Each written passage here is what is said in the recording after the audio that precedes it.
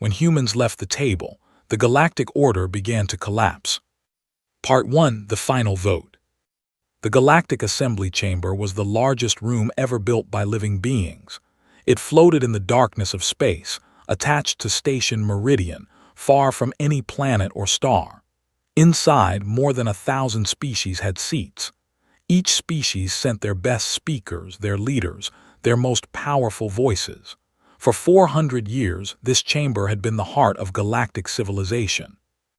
Today, the chamber was full. Representatives from every corner of known space filled the curved rows of seats.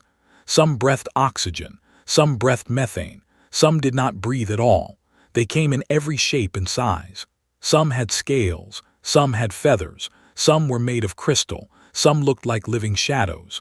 All of them had come to vote on what they thought was a small matter. Stood at the human delegation's platform, watching the other representatives talk among themselves.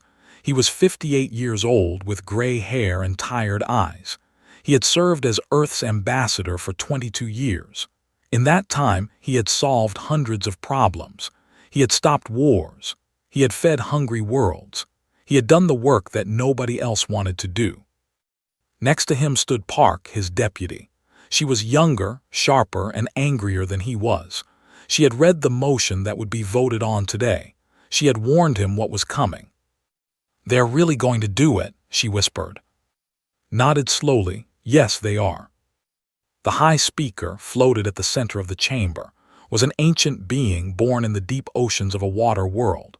The High Speaker's body was like a giant jellyfish, glowing with soft blue light, had led the assembly for 300 years and had seen many things, but had never paid much attention to humans. They were a young species. They had only joined the galactic community 3 centuries ago. They were useful, yes, but not important. "The Assembly will now hear Motion 7749, announced. The High Speaker's voice echoed through every translator in the room. "Presented by the collective." Rose from the section. There were insect-like beings, tall and thin, with 4 arms and compound eyes. They were one of the oldest species in the galaxy. They had built empires when humans were still living in caves. "Honored colleagues," began. "For too long we have given equal voice to species that do not deserve it. The humans have been part of our community for 300 years. In that time, what have they contributed? They run cargo ships. They maintain old equipment.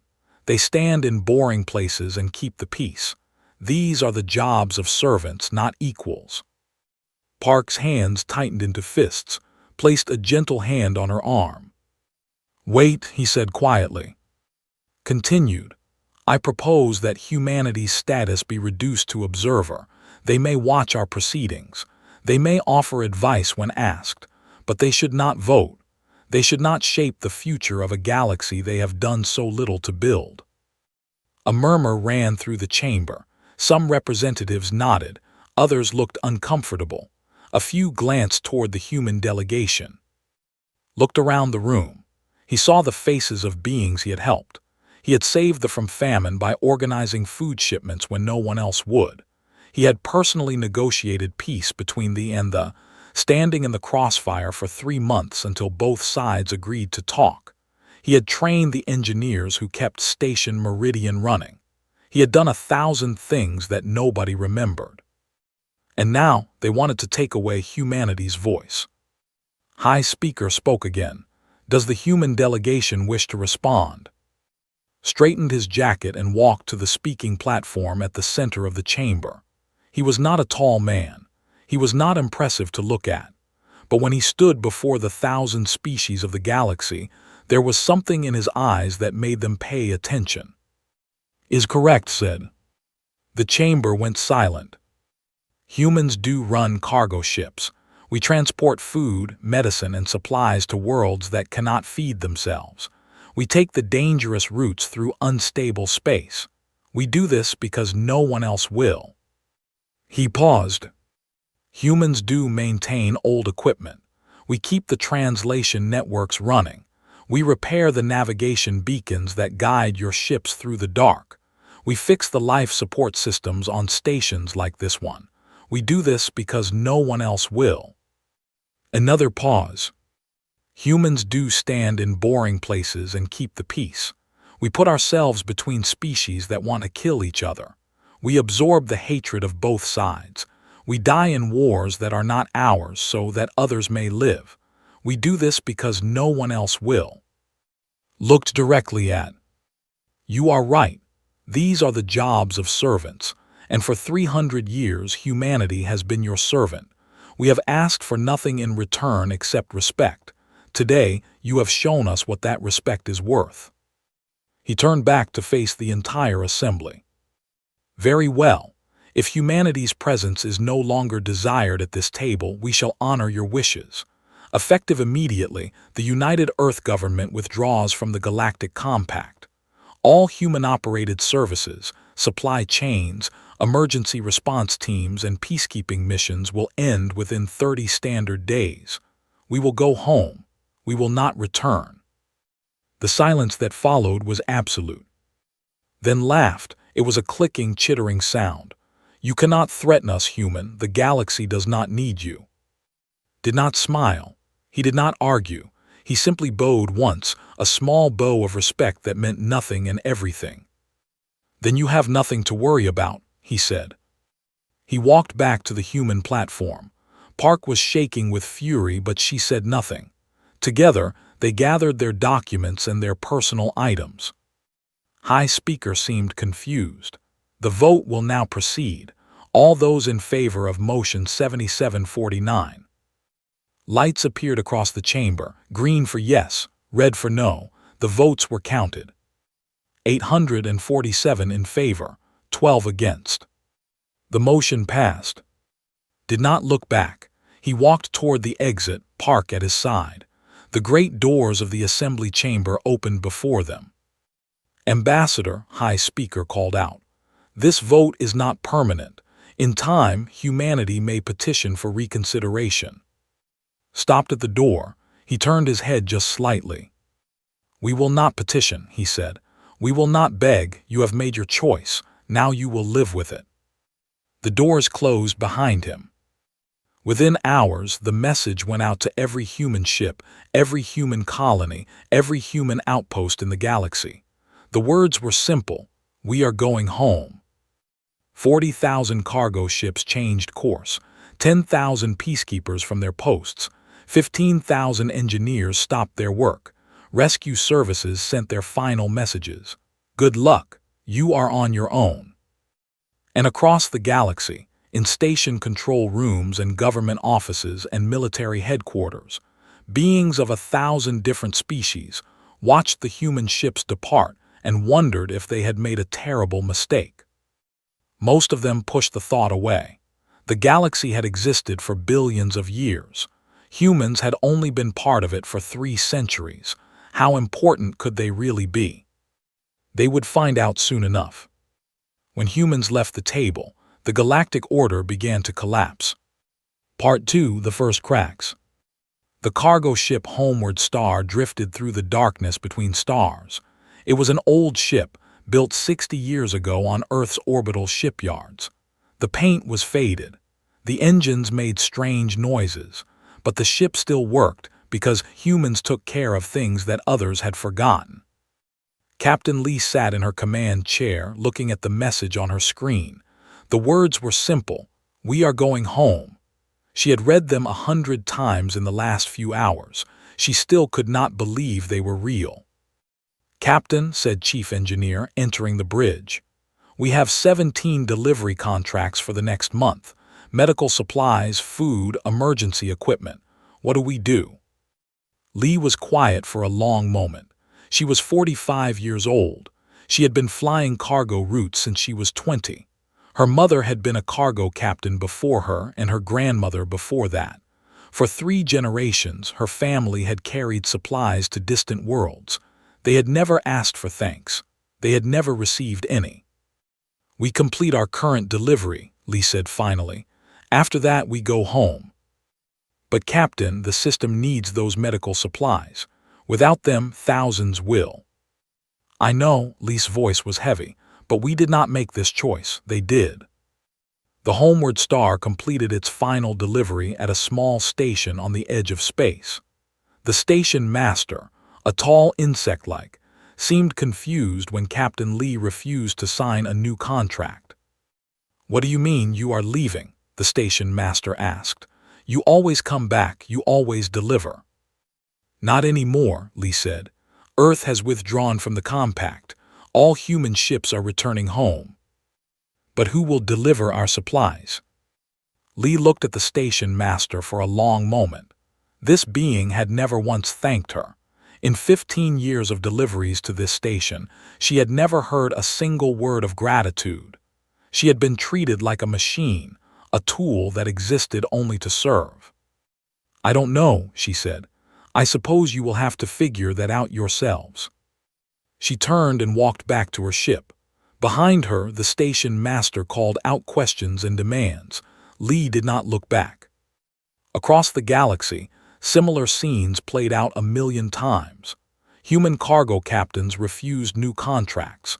Human engineers shut down the systems they had maintained for centuries. Human peacekeepers stepped back from the borders they had guarded.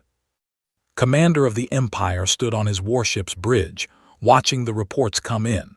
They were a warrior species, proud and fierce. They had little respect for humans, whom they considered soft and weak, but even Commander could see that something was wrong. "3 border colonies have lost contact," his first officer reported. "Their supply ships were human-crewed. The ships have not arrived." "Find other ships," Commander ordered. His first officer hesitated. "Commander, there are no other ships. The humans carried all supplies to the outer colonies. No captain wants those routes. They are too long, too dangerous, and too boring." Commander felt a small knot of worry in his stomach. "Then order them to take the routes." "I have tried, Commander. They refuse. They say it is beneath them." On Station Meridian was having similar problems. The life support system in the section of the station had developed a fault. Normally, human engineers would have fixed it within hours, but the human engineers were gone. "Find someone else to repair it," ordered. "No one else knows how," an aide replied. "The humans built these systems. They trained only other humans to maintain them." "That is absurd. How could we let them control something so important?" The aide looked uncomfortable. "No one else wanted the job. The humans offered to do it. We let them." Stood in silence, remembering all the times the humans had offered to help. They had offered to run the translation networks that allowed different species to understand each other. They had offered to maintain the navigation beacons that guided ships through dangerous space. They had offered to staff the emergency rescue services that saved ships in distress. And every time the galaxy had said yes without thinking. Yes, let the humans do the boring work. Yes, let the humans take the dangerous routes. Yes, let the humans stand in the crossfire. It saved everyone else the trouble. Now the humans were gone, and no one knew how to do the things they had done. Chief Engineer spent her last day in space shutting down the medical supply network she had built over 20 years. This network connected 200 worlds. It tracked millions of shipments. It made sure that hospitals never ran out of critical medicines. It was the most complex logistics system in the galaxy, and she had designed it herself. "Are you sure about this?" asked her assistant, a young human named. "If we shut this down, people will die." Closed her eyes. "I know, but we didn't shut it down. They did. They voted us out. They said we contributed nothing, so we are taking our nothing and going home." She entered the final command. The network went offline. 200 worlds lost access to the system that had kept them healthy for decades. High Speaker received reports of the growing problems but refused to take action. "The humans are bluffing," told advisors. "They want to scare us into giving them their voting rights back. When they see we are not afraid, they will return." High Speaker, the reports suggest otherwise. The humans are not negotiating. They are simply leaving. Then let them leave. The galaxy survived for billions of years without humans. It will survive without them now. But the reports kept coming. Trade ships were not arriving. Stations were losing power. Communication networks were failing. Border regions were going dark.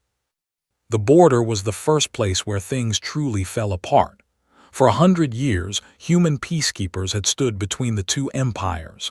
They had absorbed insults from both sides. They had been shot at, bombed, and hated, but they had kept the peace. Now they were gone. On the 15th day after the vote, a patrol ship crossed into space. They responded with weapons fire. They sent more ships. Within hours, a small border incident had become a battle. Commander watched the battle from his command ship.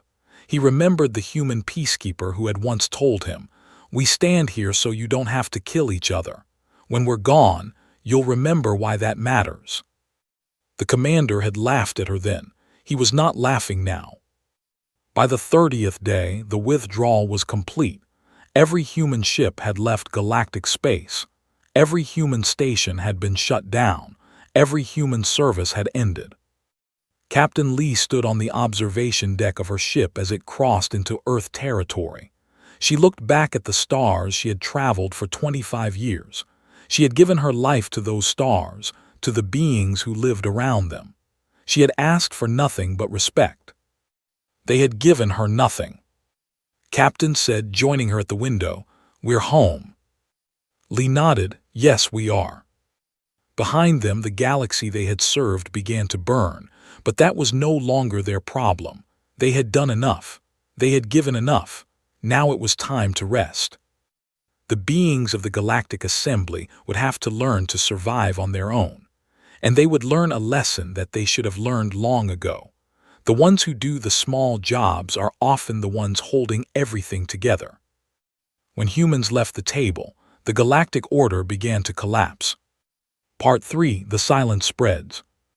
6 months had passed since the humans left, stood in her garden on New Colony watching the sun rise over the distant mountains. She held a cup of tea in her hands. The morning air was cool and clean.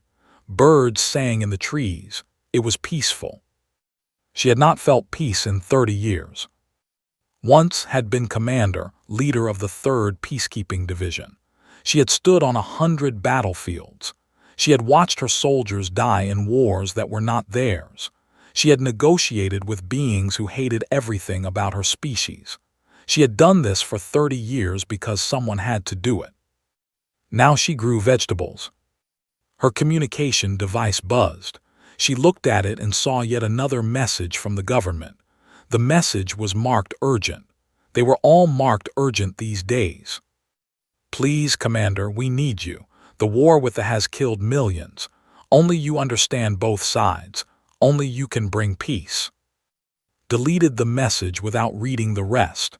She had received hundreds of similar messages in the past months. The begged, the demanded, the pleaded.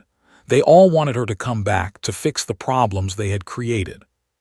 She picked up her gardening tools and walked toward the vegetable patch. The tomatoes needed attention. On Earth, Han sat in his study, writing his memoirs. He was 72 years old, a retired ambassador who had spent 40 years serving the Galactic Assembly. He had been one of the first human diplomats to join the galactic community. He had watched humanity rise from curious newcomers to essential members of civilization. He had also watched the vote that threw them out. A message appeared on his screen. It was from High Speaker. "Ambassador Han, I write to you as an old colleague and I hope, a friend. The galaxy faces a crisis unlike any in recorded history. I ask you, as a personal favor, to come to Station Meridian and help us restore order. Your wisdom is desperately needed." Han read the message twice. He remembered its voice on the day of the vote. The High Speaker had sounded bored, uninterested. The humans were leaving. So what? The galaxy would survive. Han wrote a polite reply. "Thank you for your kind words, High Speaker. However, I am retired. The galaxy voted to manage without human assistance. I trust that the Assembly will find a way forward. I wish you well." He sent the message and returned to his memoirs. He was writing about the day he had saved them from a plague. They had never thanked him. They had never even acknowledged what he had done. It seemed fitting to write it down now, so someone would remember. Across the galaxy, the silence spread. On 17 worlds, food supplies ran out. The cargo ships that had fed them were human-crewed. No one else had wanted those routes. Now the people starved. On Station Meridian, half the translation network failed. Beings who had communicated easily for centuries suddenly could not understand each other. Arguments broke out. Old insults were remembered. New insults were added. In the deep space between empires, navigation beacons went dark. Ships that relied on those beacons became lost. Some found their way. Others did not. The rescue services that might have saved them were gone. Sat in an emergency meeting of the Galactic Council. The chamber was half empty. Many representatives had not been able to travel to Station Meridian because their transport systems had collapsed. Others had died in the wars that now burned across the galaxy.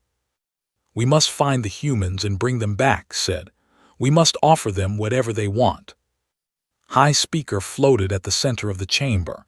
The ancient being looked tired. The blue glow of his body had faded to a pale gray.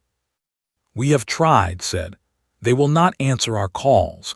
They have closed their borders. No ship can enter human space without permission, and they give no permissions." "Then we force them to return," said a general. "We have warships. We can threaten them." Several representatives laughed bitterly. "With what ships?" one asked. "Half our fleet cannot navigate without the beacons. The other half has no fuel because the supply lines have collapsed." The general fell silent. He knew the truth.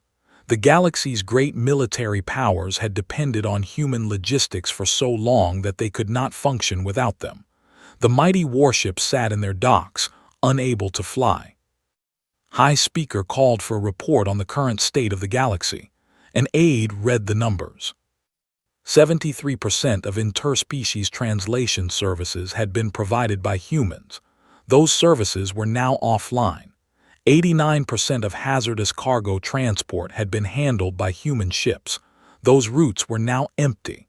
94% of deep space rescue operations had been staffed by human crews. Those crews were now home. Humans had mediated more than 400 ongoing trade disputes. Without those mediators, the disputes had turned violent. 27 species were now at war with each other over resources and territory. Humans had designed and maintained the universal navigation grid that allowed safe travel between stars. Without maintenance, the grid was failing. Ships were becoming lost at a rate of dozens per day. "How did this happen?" asked quietly. "How did we become so dependent on one species?" The answer was simple, but no one wanted to say it. The humans had taken on every job that no one else wanted. They had done the boring work, the dangerous work, the thankless work. They had asked for nothing in return except a seat at the table and a voice in the assembly. The galaxy had decided that was too much to give. A new colony finished her day's work in the garden. She washed her hands and went inside for dinner. Her house was small but comfortable. She had built it herself with her own hands after 30 years of building peace for others. Her daughter had prepared the meal, was 25 years old, born on a peacekeeping station between the empires. She had grown up surrounded by hatred and violence. She had watched her mother's soldiers die for beings who despised them. "More messages today?" asked. "Yes." "Are you going to answer them?" Sat down at the table and looked at her daughter. "No." "They're dying out there, Mom. Millions of them." "I know," picked up her chopsticks. "But we died for them for 300 years. We gave them everything we had. And when they had the chance to show us the smallest respect, they spat in our faces. So we let them burn." Was quiet for a long moment. "We let them learn. Some lessons cannot be taught with words. They have to be lived. The galaxy needs to understand what it lost. Maybe then they will value it." Nodded slowly, she understood. She had seen too much to argue. On Station Meridian, High Speaker stared at the reports and felt something that the ancient being had not felt in centuries: fear. The galaxy was dying. The great civilization that had lasted for 400 years was coming apart, and there was nothing could do to stop it. The humans were not coming back. They had said as much clearly and simply when they left. We will not petition, we will not beg, you have made your choice, now you will live with it. At the time had thought they were bluffing. Humans always came back, they always helped. It was in their nature. They could not resist fixing problems and saving lives. But had not understood something important. Humans helped because they wanted to be part of something bigger than themselves. They served because they believed in the dream of a united galaxy. They sacrificed because they thought their sacrifice mattered. When the galaxy told them it did not matter, the dream died.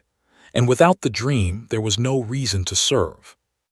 High Speaker looked up at the empty seats in the assembly chamber. Half the members were dead or missing. The other half were preparing for wars. The Great Alliance was breaking apart. And somewhere across the stars, the humans were planting gardens and writing memoirs, and living in peace for the first time in 300 years. They were not coming back. The galaxy would have to save itself. If it could. When humans left the table, the galactic order began to collapse. Part 4: The Weight of Absence. 2 years had passed since the humans left the galaxy. On Earth, in the city of Seoul, O sat in her office at the Institute, studying the reports that came from beyond human space. She was 40 years old, who had spent her career studying alien civilizations. Now she was documenting the collapse of one. The data told a terrible story. 56 species faced extinction from the cascading failures. The war had spread to involve 17 other species. 11 billion beings had died in the fighting.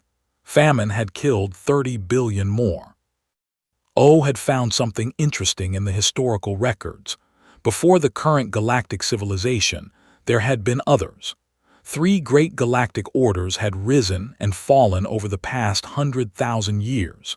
Each had lasted less than 2 centuries before collapsing into chaos. The current civilization had lasted 400 years. The difference was humans. Humanity had joined 300 years ago and quietly taken on every thankless job the older species refused.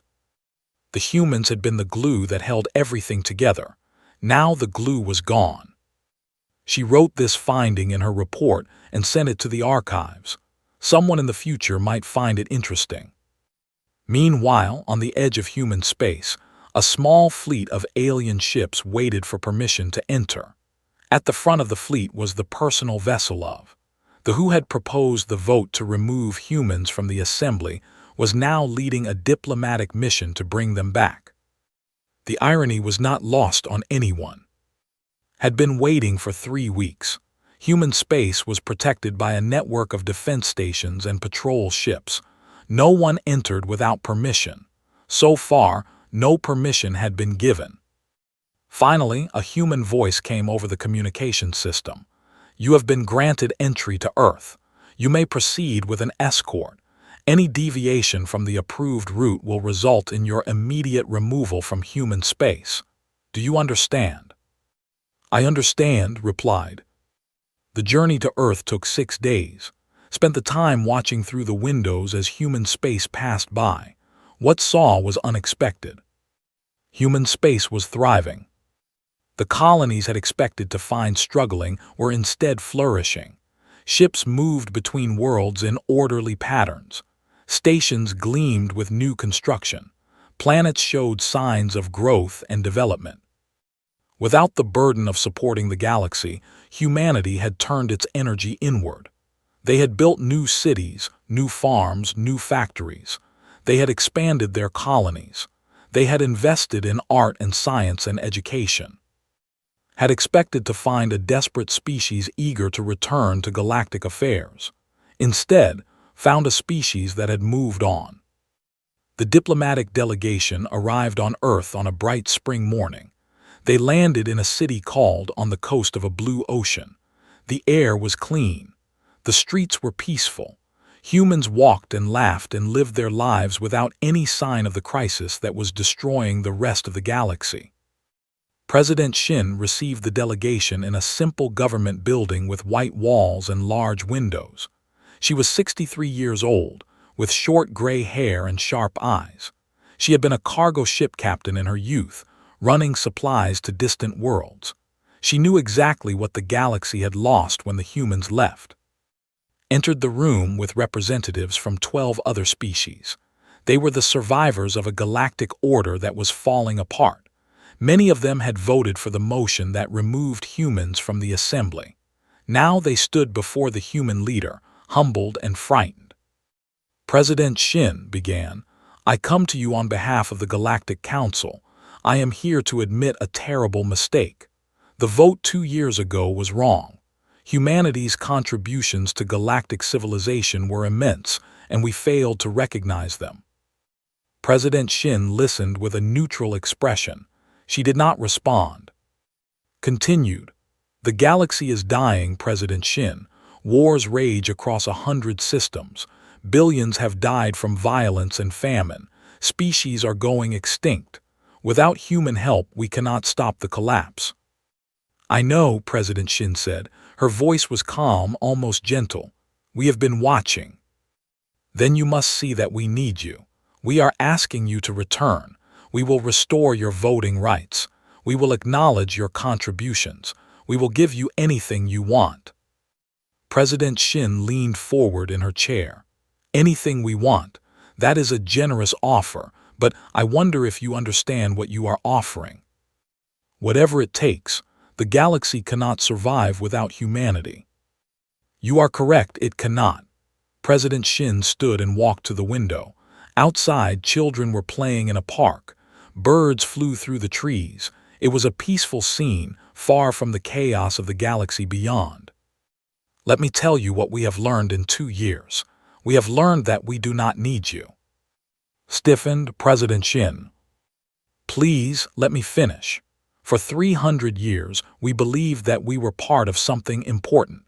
We believed that our sacrifices mattered. We believed that if we worked hard enough and gave enough of ourselves, the galaxy would eventually accept us as equals." She turned to face the delegation. "We were wrong. The galaxy did not want partners. It wanted servants. It wanted a species that would do the hard work without complaint, that would die in its wars without recognition, that would build its systems and receive no credit." "We did not understand," began. "No, you did not. And perhaps you could not. Your species is ancient. You have never known what it means to be dismissed, to be told that your contributions do not matter. But we know it very well now." President Shin returned to her seat. "When we left, we expected to suffer. We expected our economy to collapse, our people to struggle. Do you know what happened instead? We flourished. Without the burden of supporting ungrateful masters, we discovered how much we are capable of. Our science has advanced. Our art has blossomed. Our people are happier than they have ever been." The delegation was silent. "So when you ask us to return, you are asking us to give up this peace. You are asking us to go back to being servants for species that despise us. You are asking us to sacrifice our happiness for your survival." "We are asking for help," said quietly. "Yes, you are, but help must be earned, trust must be rebuilt. And frankly, I am not sure you understand what you are asking for." President Shin pressed a button on her desk. A young human entered the room. He was tall and serious, no more than 30 years old. "This is one of our youngest diplomats. He has prepared a document outlining the terms under which humanity might consider returning to galactic affairs. I suggest you read it carefully." Handed a data pad to. Read the first page and went very still. "These terms are extensive," said. "They are fair," President Shin replied. "For the first time in 300 years they are fair." The delegation spent 6 hours reviewing the terms. They argued among themselves. Some were outraged. Others were resigned. In the end, they asked for time to consult with their governments. "Of course," President Shin said. "Take all the time you need. We are not going anywhere." As the delegation left, paused at the door, "President Shin, may I ask you something?" "Yes." "When we voted you out, why did you not fight? You could have refused to leave. You could have used your control of our systems as leverage. Why did you simply walk away?" President Shin considered the question. "Because we had dignity. We had been treated without respect for 300 years, but we never lost our self-respect. When you told us we were worthless, we did not believe you. We knew our worth. We simply decided to stop wasting it on those who could not see it." Nodded slowly. "I think I understand now." "I hope you do. Because if you come back with anything less than full acceptance of our terms, there will be no negotiation. We will close our borders forever, and you will face the collapse alone." The delegation left Earth and returned to the dying galaxy with humanity's terms. The wars continued to rage. The species continued to die. And somewhere in human space, children played in parks and birds sang in trees, and a species that had been told it was worthless discovered just how valuable it truly was. When humans left the table, the galactic order began to collapse. Part 5: The Terms of Return. 3 years had passed since the humans left the galaxy. High Speaker floated in a small transport ship, traveling toward Earth. The ancient being who had once led 1,000 species now came alone, broken and desperate, to beg for mercy. The galactic civilization that had lasted 400 years was nearly gone. Half the species in the assembly had died or scattered. The wars had consumed everything. The great stations had gone dark. The trade routes had closed. The dream of a united galaxy had become a nightmare. Had watched it all happen from Station Meridian. The High Speaker had tried everything to stop the collapse. Nothing had worked. Without humans, the galaxy simply could not hold together. Now came to Earth not as a leader, but as a supplicant. President Shin received the High Speaker in the same simple building where she had met a year before. This time, there was no delegation. There were no representatives. There was only alone. The ancient being prostrated before the human president. It was a gesture had never made in 300 years of leadership. It was a gesture of complete surrender. "Please," said, "I have read your terms. I accept them, all of them. I will broadcast the apology to every surviving world. I will give you veto power over the assembly. I will sign any treaty you write.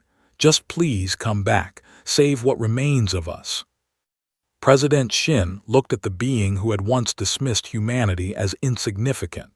She felt no satisfaction in seeing humbled. She felt only sadness for what might have been. "Stand up, High Speaker," she said gently. "We are not the kind of species that requires others to crawl." Rose the ancient body trembling. "You have every right to refuse. We treated you terribly. We took everything you gave and offered nothing in return. I understand if you choose to let us die." President Shin was quiet for a long moment. She thought about all the humans who had served the galaxy. She thought about the peacekeepers who had died in wars that were not theirs. She thought about the cargo captains who had spent their lives on dangerous routes. She thought about the engineers and medics and diplomats who had given everything for beings who despised them. They had deserved better. They had deserved respect and gratitude and recognition. They had received none of those things. But they had also believed in something. They had believed that all intelligent life deserved a chance. They had believed that kindness was stronger than cruelty. They had believed in the dream of a united galaxy, even when that galaxy did not believe in them. "I am going to ask you a question," President Shin said, "and I want you to answer honestly, even if the answer is painful." "Ask." "If the humans had been weak, if we had been unable to survive on our own, would you have helped us?" Was silent for a long time. The truth was difficult to admit. No, We would have let you struggle. We would have told ourselves that weak species did not deserve survival. President Shin nodded. I know, that is the difference between us. When you were strong, you looked down on us. Now that you are weak, you beg for our help. But we helped you when we were weak and you were strong. We gave everything we had to a galaxy that despised us. We did it because we believed it was right. And now asked.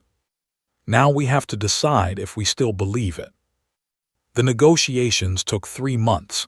The young diplomat who had written humanity's terms led the discussions. He was patient and thorough. He listened to every concern. He addressed every fear. But he did not compromise on the core principles.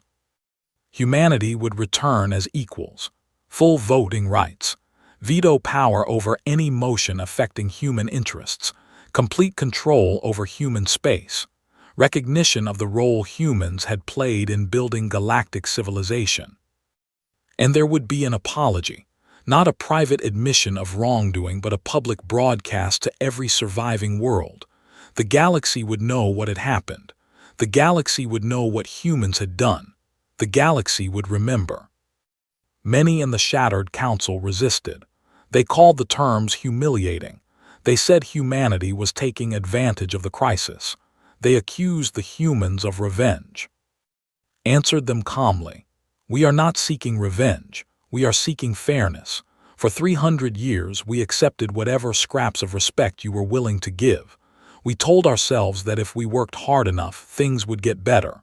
They did not. So now we are asking for what we should have asked for from the beginning. If that seems humiliating to you, perhaps you should consider why fairness feels like punishment. One by one, the surviving species accepted the terms. They had no choice. Without humans, there was no hope. On the day the treaty was signed, Admiral Yang stood on the bridge of her flagship, the Homeward Star II.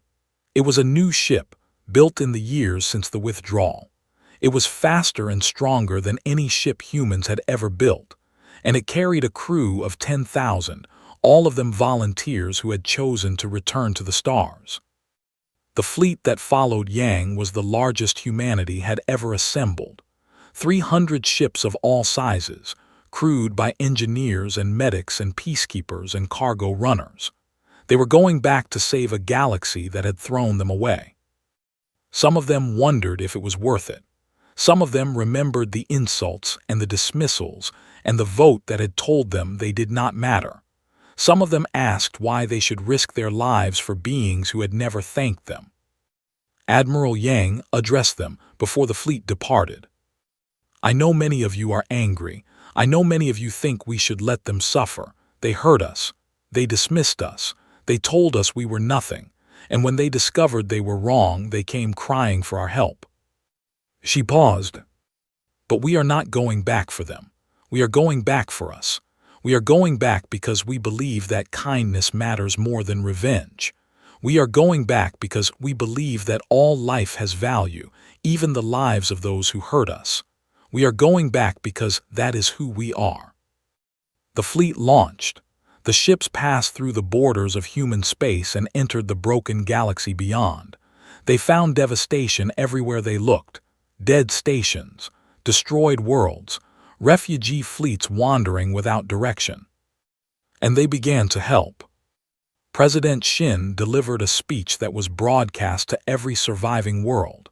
She stood in the great hall of the Galactic Assembly, now half empty and by war. Behind her stood representatives of the human fleet, the engineers and peacekeepers who had come to rebuild. We came to the stars hopping to find friends, she said. Instead, we found those who needed us but refused to respect us. We left because you asked us to, and we learned something valuable. We never needed you. But we have decided to return, not because we must, but because we choose to. She looked around the chamber at the beings who had once voted humanity into silence. This time we will be seen. This time we will be heard. And this time, if anyone suggests humans don't belong at the table. She paused, and when she spoke again, her voice was quiet but firm. There won't be a table without us. The reconstruction took decades. Humans worked alongside the surviving species to rebuild what had been destroyed. They restored the supply lines. They repaired the navigation grid. They negotiated peace between former enemies. They did all the things they had done before. But this time they were not servants. They were partners, and the galaxy never forgot what had happened when they left.